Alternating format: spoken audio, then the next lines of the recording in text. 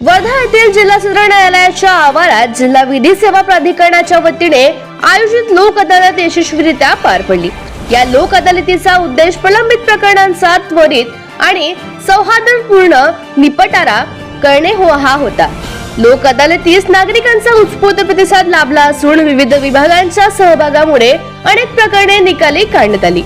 या लोक अदालतीमध्ये उपप्रादेशिक परिवहन कार्यालय वर्धा यांच्या वतीने विशेष सहभाग नोंदविण्यात आला।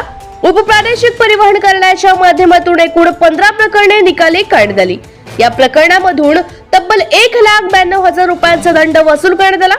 त्यामुळे शासनाच्या महसुलात भर पडण्यासोबतच वाहनधारकांना प्रलंबित प्रकरणांपासून दिलासा मिळाला। या कार्यवाहीत नितीन उके, मोटार वाहन निरीक्षक श्रीकांत येवले, सहाय्यक मोटार वाहन निरीक्षक तसेच तेजस सचदेव, वरिष्ठ लिपिक यांनी महत्त्वपूर्ण भूमिका बजावली। यांच्या कार्यक्षम नियोजनामुळे आणि मार्गदर्शनामुळे ही प्रक्रिया सुरळीतपणे पार पडली आहे। लोक अदालतीमुळे वेळ, खर्च आणि तणाव वाचत असून नागरिकांना न्याय मिळण्याचा वेग वाढत आहे। भविष्यातही अशा लोक अदालतींचे आयोजन करून नागरिकांना अधिकाधिक लाभ देण्याचा प्रयत्न केला जाईल, असे जिल्हा विधी सेवा प्राधिकरणाच्या वतीने सांगण्यात आले आहे।